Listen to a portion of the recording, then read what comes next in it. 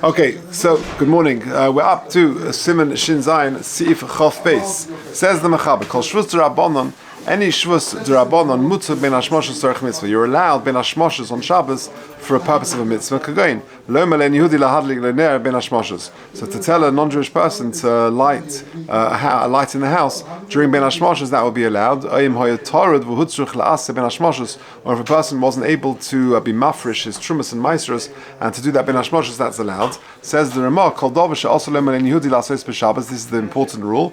Anything which you cannot tell a non-Jewish person to do on Shabbos, also Lirmuz Le'La'asosei. You can't hint to him as well. Just hinting, it doesn't solve all the problems. Sometimes it helps, but not always.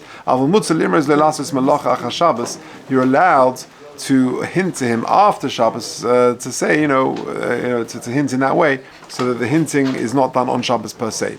Einom Yehudim Hamavim Tavua b'Shabbos liYisrael shechayovim lohem. If a non-Jewish person brings merchandise or crop to the Jewish person, shechayovim lehem, that they owe to the Jewish person, v'Yisrael noisen le'mafteicha le'otzra, and the Jew gives his key to the otzra, to the storehouse, ve'en yodi noisen l'sham, and the non-Jewish person goes there, umoidim umoinim, and he measures out and weighs everything there. Yesh mishematzim mishum de'en Yehudim meleches atzma osek. There are those who allow it because ultimately the non-Jewish person is doing his own work there, he's doing his own activity. Ve'ein shel Yisrael, and doesn't belong to the Jew ad acha medida, until after it's measured. Only then does it become the two of Yisrael, and then so till that point it belongs to the guy. And then they'll make a cheshbon afterwards. So too, if non-Jewish people are making cheese on Shabbos, Yisrael roya, and the Jew is watching, and then he later buys it from him. That's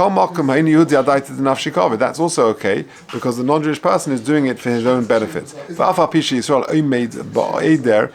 though the Yisrael is standing in the field by the herd for a month or two, and it's clear that his intention is to sell it later to some Jewish people. Nonetheless, shari, because until that point is adaita de nafshe. Okay, says the Mishnah Berurah. Im hoya tarut ayin hey. Ayin lekam b'simen shimen beis Mishnah Berurah. Okay. Also lirmo. So the rule of the Ramos says very clearly, it's called davashe also lemon Yehudi lasos b'Shabbos. Anything which you can't do on Shabbos, you cannot hint to the non-Jewish person to do for you on Shabbos. Says the Mishnah Berurah ayin vov. The gamzehu b'chlal amir le'en Yehudi, because the hinting is also considered like an amir le'en Yehudi, speaking something to a non-Jewish person. Kim shaladerim is also esa b'Shabbos, because ultimately through your hinting he's doing this malacha on Shabbos. V'uadin she'also le'malei b'Shabbos eze dov she'yavim metoich kach she'yaseh malacha, and you can't sort of do something or say something which is going to hint to him doing a malacha for you. V'alkein also le'mar, therefore it's prohibited to say she'yikanech chotmet, to sort of wipe the nose. What does that mean? Kadei she'yavim she'yaseh hapcham she'bereish haneh, he'll understand you need to remove the charcoal from the top of the candle. Ach k'she'imar miz le'en Yehudi shu b'loshen tzivui. But you've got to be mirames sheloi b'loshen tzivui, without commanding in any way. You just say, listen, this candle's not burning very well today, something like that, and that is a good enough hint. I can't read from this light because there's too much charcoal surrounding the wick and the light. And the non-Jewish person will figure it out himself and he'll fix it up. Shari, that would be allowed. And we're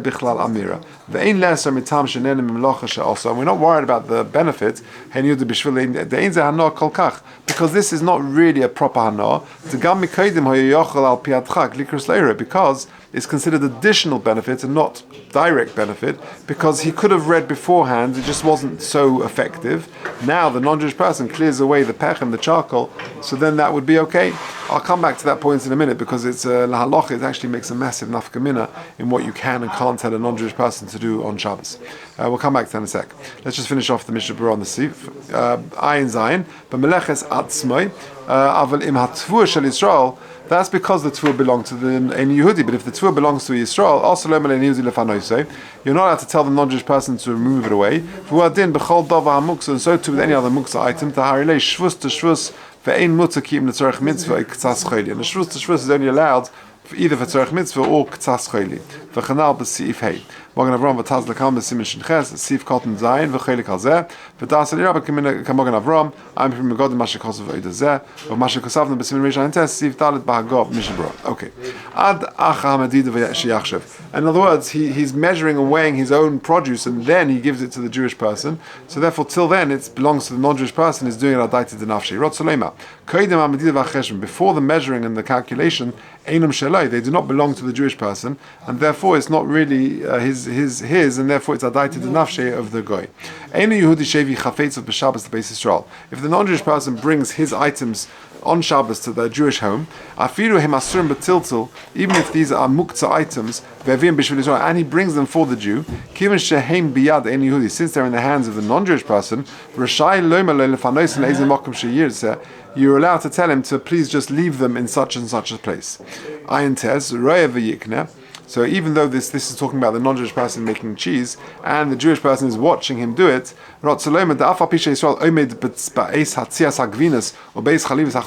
he's standing there watching the non-Jewish person make the cheese, milk the cow, so that he'll be able to buy it and it'll be Cholav Yisrael, it'll be proper kosher food.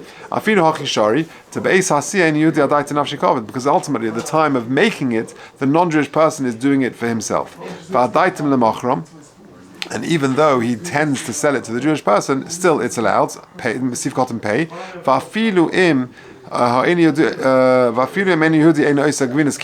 Even if he's actually making the cheese on Shabbos itself, if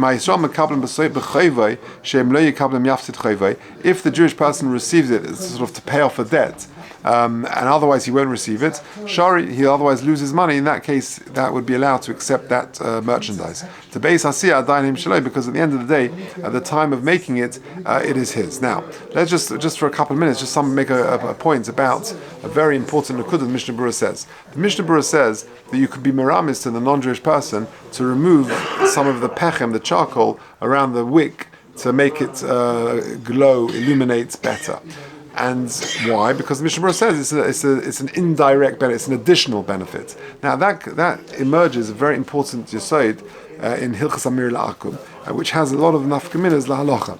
And I'll tell you Bekitza. I mean, he gives very good examples in Simcha Bunim Koyim in his thing on Amir La'akum, the sanctity of Shabbos. But I'll tell you Bekitza what he says.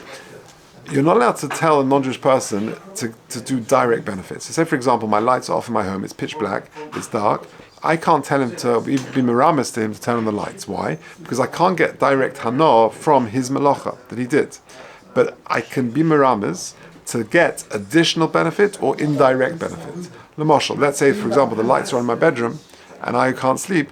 I can tell the non-Jewish person, listen, it's very, I can't really sleep here tonight, and then he will understand. So then that's different. Why?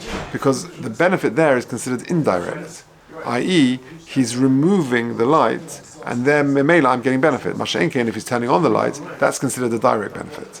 Another example would be additional benefit. Say, for example, it's light outside, but the lights in the house are off. And let's say I've got the lights in the hallway on, but not in the dining room. And I want to have the lights and it's open, and so the dining room is not dark because there is maybe light from outside or light from the hallway.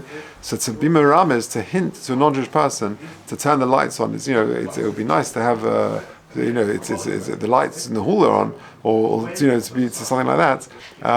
It's not so bright in here. And then he memela understands that you can turn the lights in the dining room on. That's also okay because it's additional benefit and not direct benefit. Because you could have coped without it, like the Mishnah Berurah says here. I could have read beforehand. Now he removes the coal around it. I can actually see much more clearly. So additional benefit and indirect benefit is allowed, but not direct benefit. And again, you shouldn't do it b'loshen tzivui, where you're actually commanding him in any way. You've got to be meramis. Can you use the lashonis, even to say, if in footnote 80, he says, he quotes from Shlomo Zalman, who says, I normally use this switch to turn the lights on, right, or something like that. You using that type of expression would be okay. So you got to be careful. You should try and avoid using the word light and things like that. So it needs careful balance of what you can say. You hint in a very indirect way, and hopefully he'll figure it out. Okay, that's the end of Shin Zayin, a very interesting and quite a lengthy simon. What we're starting with Hashem next week is Shin Ches, which is a very long simon, which is Hilchas Muktzah, very negeh, very relevant Lamaisa, Mr. Hashem.